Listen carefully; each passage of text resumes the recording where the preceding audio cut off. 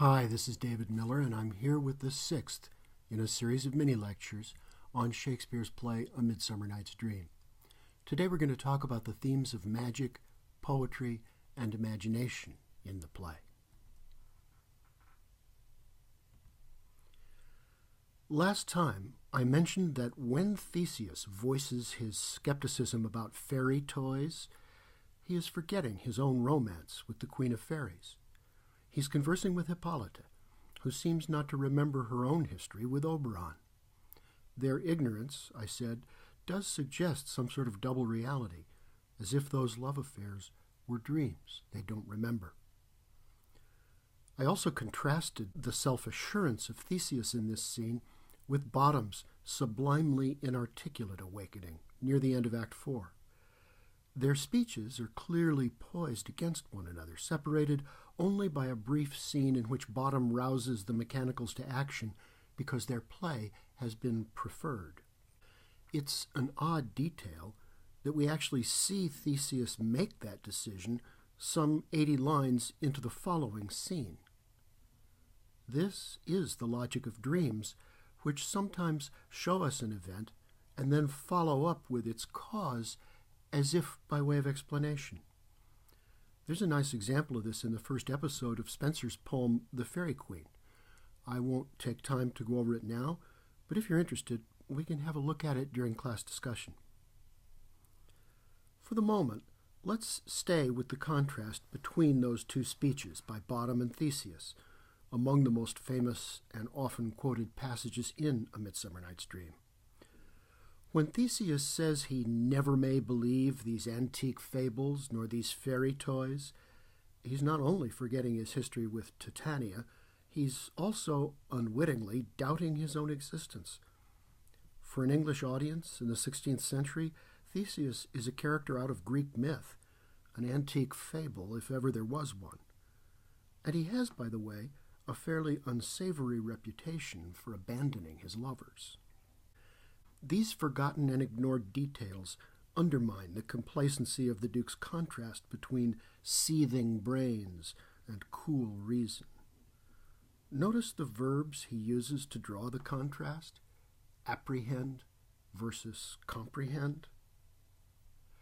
They share the same root in the Latin verb prehendere, to seize. The difference comes from their prefixes: ap, meaning to or toward, com, meaning altogether or completely.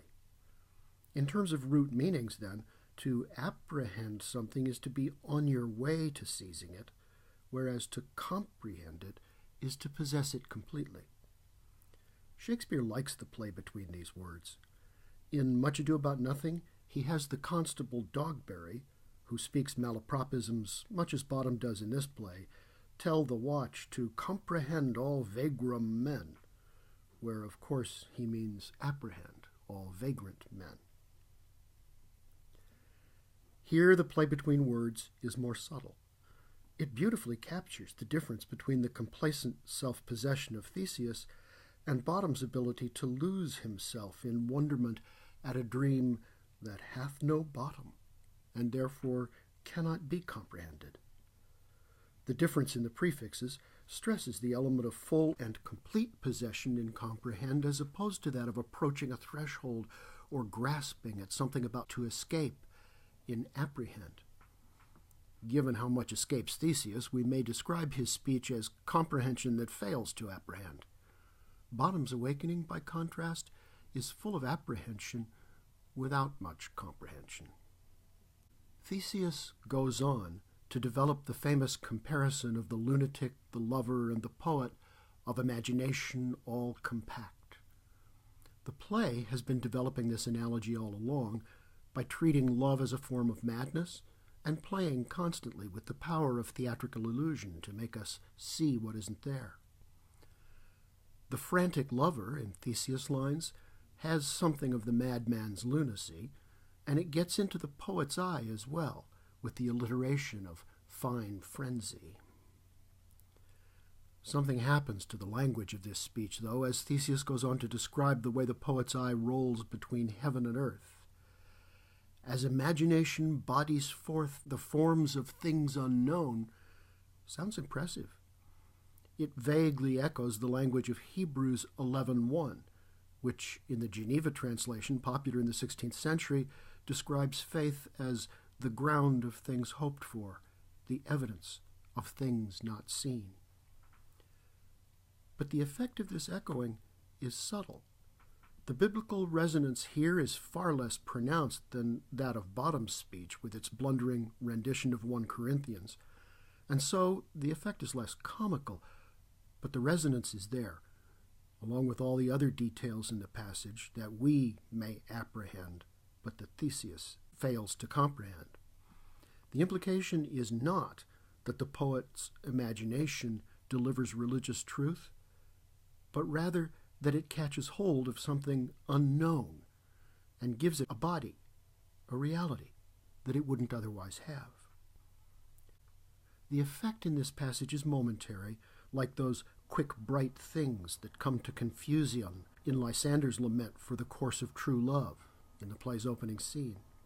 Swift as a shadow, short as any dream, brief as the lightning in the collied night, he says.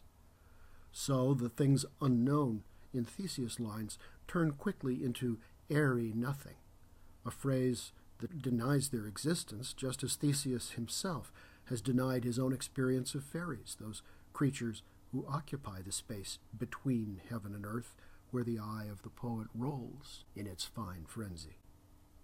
Then the contrast between apprehend and comprehend returns, and finally we have a bush turning into a bear, as the work of the poetic imagination gets reduced in Theseus' account to being scared of the dark.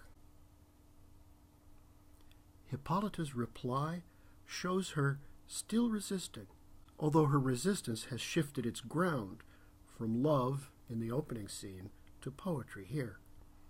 Her language, too, now borrows its diction from religious and biblical usage. Transfigured, the idea of bearing witness, even constancy, a word that reverberates throughout the religious tracts of the 16th century. But the effect, once again, is to evoke the idea of faith without making a direct claim to religious truth. Rather, I think Shakespeare himself at these moments is working to apprehend something his culture does not yet comprehend. Romantic and modern poetry takes it as an article of faith that the poetic imagination has access to kinds of truth that are not available in any other way. But the culture of the Reformation, obsessed as it was with the absolute truth of Scripture, didn't leave much room for anything else.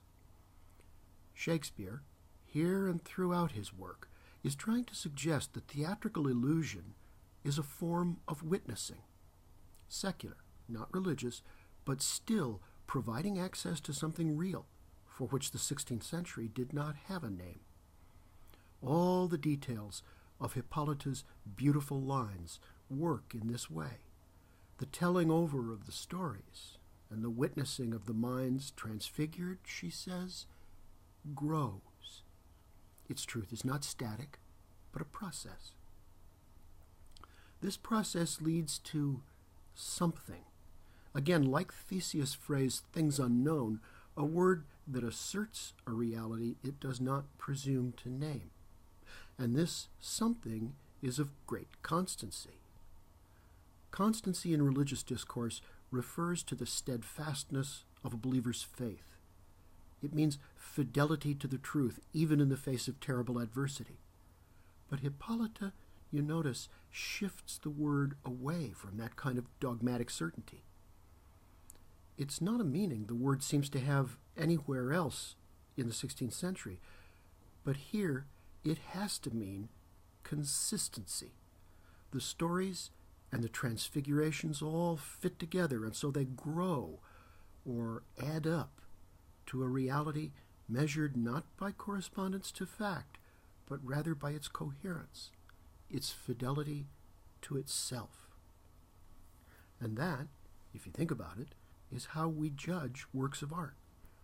In this passage, Shakespeare is with great delicacy transposing the debate between faith and skepticism from the realm of religion to that of poetic imagination and theatrical illusion. Bottom, in his way, gets it. He knows what the dream is for, so he plans to have it made into a ballad that he will perform on stage for Theseus. It is the stuff of poetry and drama, though of course it would be wasted on the Duke. This effort to define a special kind of truth or value that is proper to poetry is apparent in other writers who were Shakespeare's near contemporaries. Sir Philip Sidney wrote an essay entitled A Defense of Poesy, or in other drafts, An Apology for Poetry, in which he defines poetry precisely by its refusal to claim truth. This is what makes it different, he says, from history and philosophy, both of which do claim to seize the truth. Notice his metaphor, though. Drawing circles and conjuring are the language of magic, and so Sidney manages to imply that forms of discourse that do draw circles around your imagination and conjure you to believe for true what they write are in fact forms of enchantment, casting spells upon the reader. Next time, we'll come back to A Midsummer Night's Dream to see how it plays with these ideas about theater and poetry. What kind of reality do Shakespeare's fairies possess? For what, exactly, do they provide a local habitation and a name?